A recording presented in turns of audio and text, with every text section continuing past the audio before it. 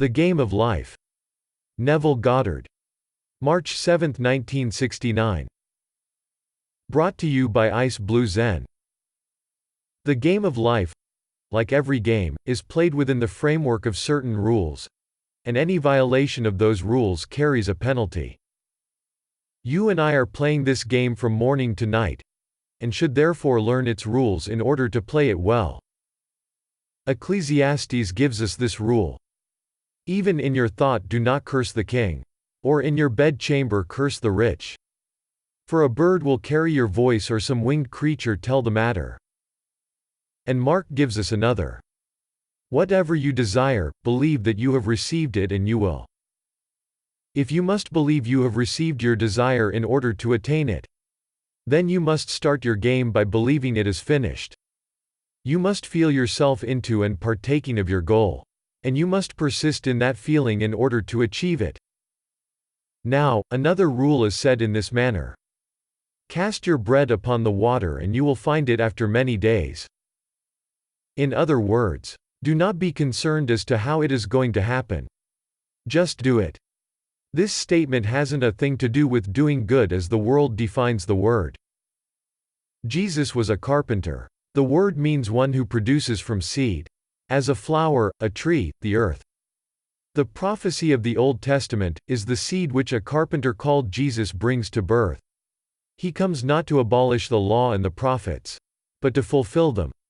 The word, bread, in the statement, cast your bread upon the waters, means to devour. To consume. Water is a euphemism for semen, that living water which carries the sperm of man. The creative act is psychological, not physical, yet the intentions are the same. You must cast your bread upon the waters with passion.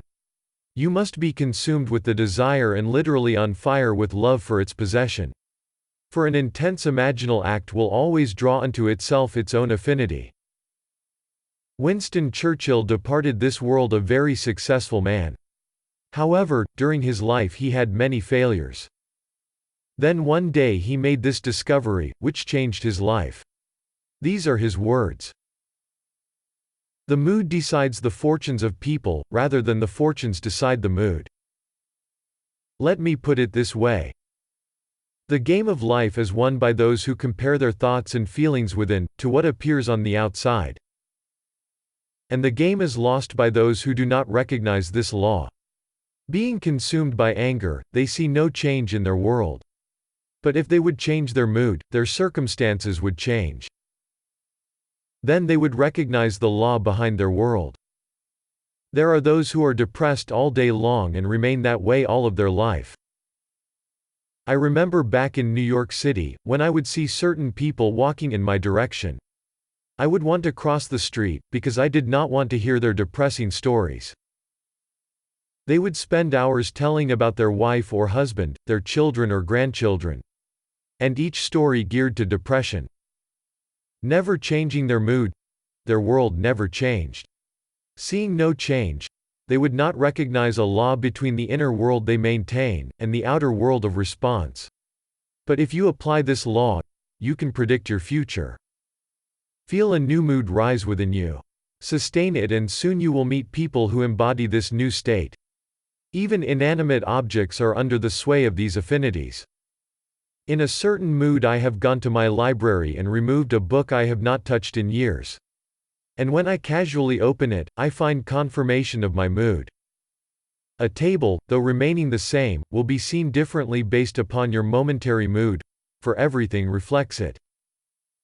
It is your mood which decides your fortune, not your fortune that decides your mood. People feeling poor attract poverty, not knowing that if they felt rich, they would attract wealth.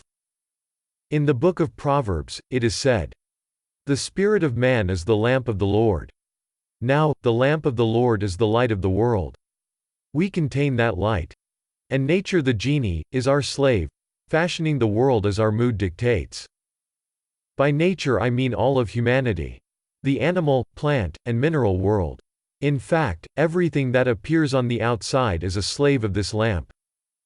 Fashioned from within, this slave will fashion your world to reflect your thoughts, and no power can stop their fulfillment. Become aware of what you are thinking, and you will recognize a law between your mood and your surrounding circumstances.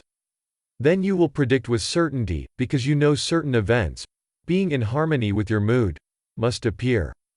Everything, whether a living being or an inanimate object such as a book, must appear to bear witness to your mood. Now, in order to play the game of life, you must know what you want, to replace what you have. When you know what it is, you must assume the feeling that you have it. Although your reason and senses will deny its existence, persistence will cause your assumption to harden into fact and objectify itself upon your screen of space.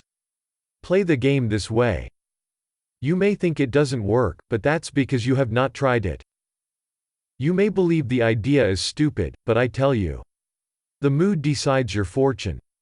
Believe me, for I have proved this principle over and over again in my life.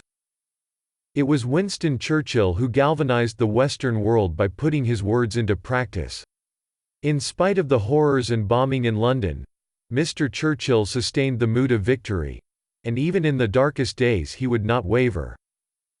Knowing the mood would externalize itself around the world, he sustained the mood. While his opponents, not knowing the law, put their trust in armies and machinery of war. Mr. Churchill's wonderful statement, recorded in the New York Times, has proved itself to me. By simply catching the mood, I have changed the circumstances of my life. Now I teach others how to do it. I invite you to ask yourself how you would feel if your desire was now fulfilled. Toy with the thought. Play with it a while and the mood will come upon you. Keep that mood by playing with the senses it evokes. And watch your world change to match your new mood. Let me tell you of a lady I know, who in her middle 60s, had nothing when she put this principle into practice. Every morning as she soaked in the tub, prior to going to her $75 a week job, she would say to herself, "Something wonderful is happening to me now." She kept playing upon the mood, toying with the feeling that something wonderful was happening. That very week she received her first breakthrough. For 30-odd years this lady had attended the opera, concerts, and Broadway shows, with an intimate friend. Every night they dined in some fabulous restaurant, but he had told her many times he would never give her any money.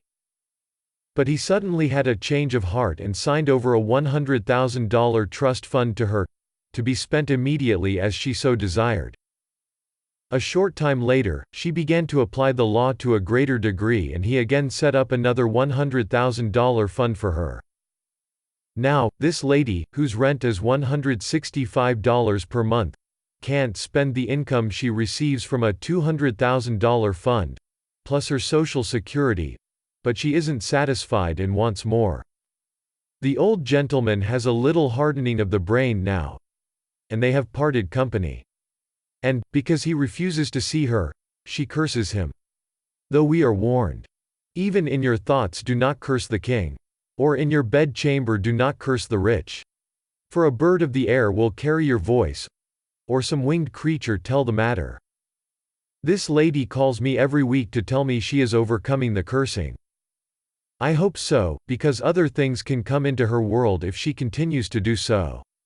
The law has its positive as well as its negative side.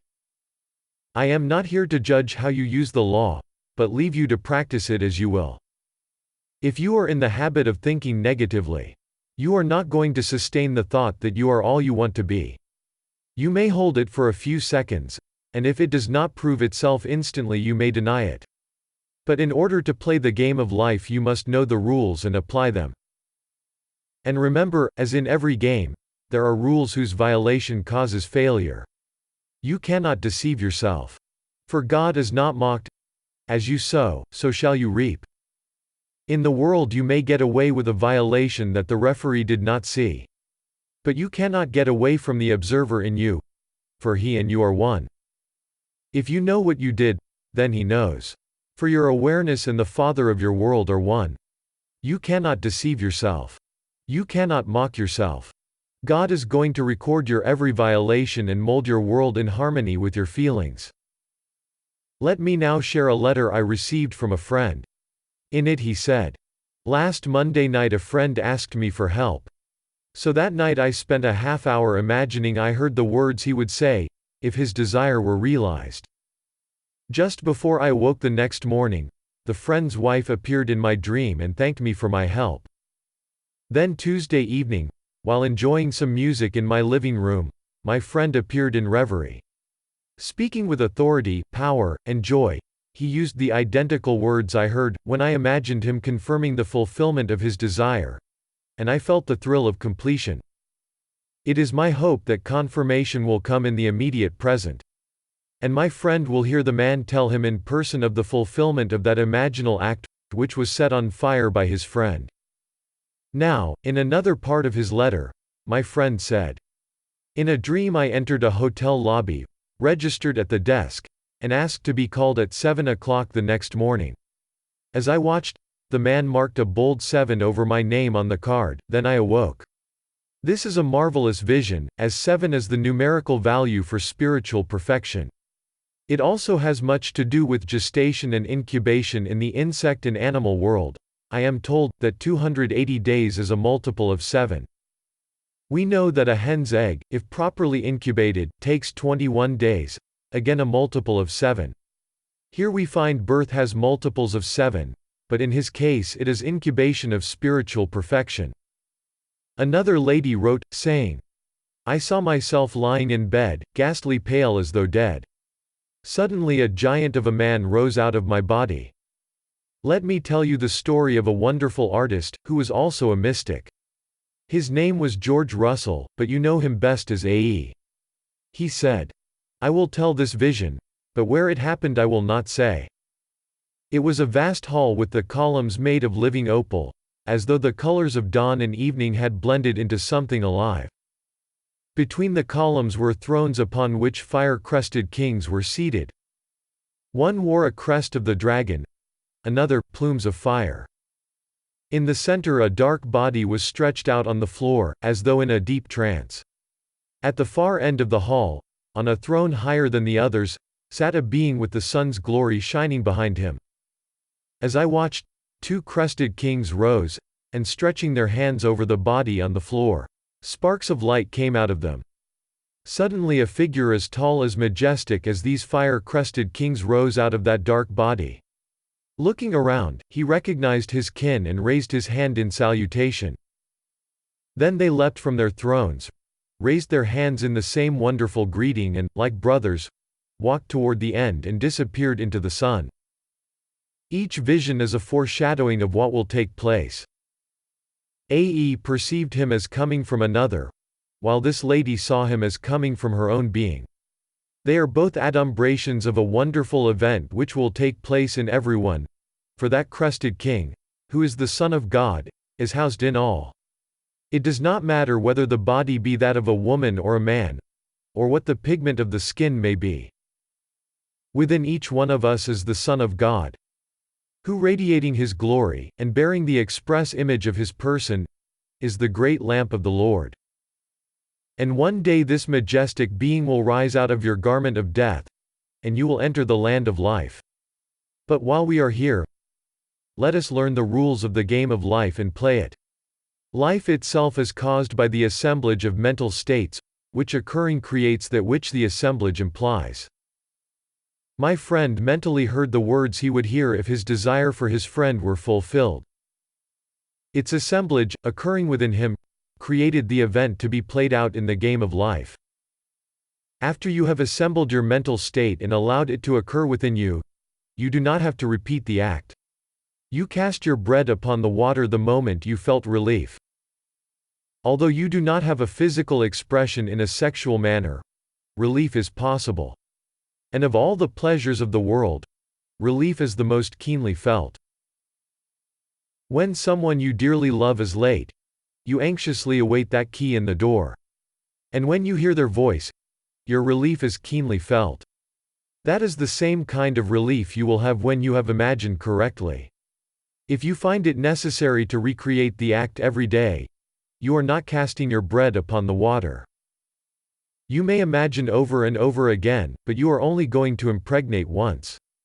And if you reach the point of relief, your bread has been cast upon the water to return, perhaps in the matter of an hour. I have had the phone ring minutes after I have imagined it, to hear confirmation that it has happened. Sometimes it has taken days, weeks, or months. But I do not repeat the action once I have done it and felt the feeling of relief. For I know there is nothing more I need to do. Learn to consciously play this game of life, for you are unconsciously playing it every day. I am sure the millions who are on relief feel the government owes them a living. But there is no government, only we who pay taxes. The government has no money and can only give what it takes from our pockets. Those on relief are complaining, claiming they are not getting enough out of our pockets, and that mood persists throughout their day. Their mood never varies, so they see no change and recognize no law between the mood they are sustaining and the outer world they dislike. If they were told that their mood was causing the phenomena of their life, they would deny it. No one wants to feel that he is solely responsible for the conditions of his life, yet there is no other cause. God is the only cause and he is man's own wonderful human imagination. When I speak of imagination, I am referring to God in you, of which there are two sides, imagining and contacting. Contacts are what imagining is all about. When you imagine, you contact a feeling, and the feeling you imagine, you create. You are the same God who created the world and all within it. But while you are clothed in a garment of flesh and blood, your power is keyed low. I do hope you understand the rules to the game of life, and because there is a positive as well as a negative rule, I urge you not to curse anyone. Ecclesiastes used the words king and rich because they are the ones most often envied. A person need not be a millionaire, however, to be envied. He could simply be a little bit better off than another. Someone could live in a better neighborhood, pay more rent, maybe even go to a better restaurant, or buy better clothes, to be envied. So we are warned not to curse the king or the rich in our thoughts, for they cannot be concealed. As all thoughts are completely one, and by a law divine they mingle in one another's being.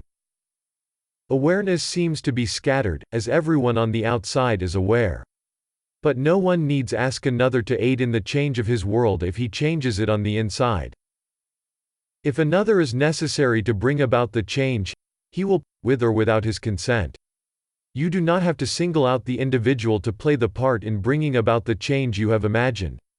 He will play his part if necessary because we all intermingle. All you have to do is stand at the end, from within. I remember visiting my family in Barbados. When I was told I could not leave the island for 7 months, but I wanted to leave on the next boat out. To me, being on that boat was my end. So, while sitting on a chair in my parents' home, I entered the boat in my imagination and viewed the island as I was departing. I did not know how I would get on it, but a week later when the boat left the island I was there. This I know from experience. In your desire to go anywhere, you must first go there in your imagination. And even those who may deny your request will aid you when the time is right. I got out of the army that way. Knowing I wanted to be honorably discharged and in my apartment in New York City, I slept as though it had already happened, and I was already there. Then my captain, who had previously disallowed my discharge, had a change of heart and aided in my release. Anyone can do it. This game is easy to play and can be lots of fun in the doing. Think of an object you would like to hold. Think of a place you would desire to be. Then find an object in that room and feel it until it takes on sensory vividness. Don't make it a lamp, but that lamp. Not a table, but that table. Sit in that chair until you feel the chair around you. View the room from that chair and you are there. For you are all imagination and must be wherever you are in your imagination. Now, cast your bread upon the water by feeling the relief of being there, and let your genie, who is your slave, build a bridge of incident over which you will cross to sit in that chair, hold that lamp, and touch that table. In Genesis, the story is told of Isaac, who was unable to see, but capable of feeling, calling to his son, Jacob, saying, "Come close, my son, that I may feel you. Your voice sounds like my son Jacob, but you feel like Esau." At that moment Jacob, the imaginary, purely subjective state, possessed the qualities of Esau, the objective world. So Isaac gave the imaginary state the right to be born. As Isaac, you can sit quietly and with your imaginary hands, you can feel the difference between a tennis ball, a baseball, a football, and a golf ball. If they are nothing, because they are subjective and not objectively real to you at the moment, then you could not discriminate between them. But, if you can feel the difference between these so-called unrealities, then they must be real, although not yet made objective to your senses. The moment you give them reality in your mind's eye, they will become real in your world. Try it just for fun. Take an object and thank the being within you for the gift. Then thank the one on the outside, for within and without are vicarious, as is life. For by observing an odor, a look, or a feeling within, you will discover you are life itself. Yes, life is a game. Paul calls it a race, saying, I have finished the race. I have fought the good fight and I have kept the faith. I call it a game. Both are competitive, but the opposition is with self and not with another, for there is no other. Do not try to get even with another. Grant him the right to use the same law to achieve his goal, even though it may be similar to yours. The knowledge you share will never rob you. Simply determine your goal. Feel you have achieved it and cast your bread upon the water. Then drop it and let the game of life be fulfilled in your world. Now let us go into the silence.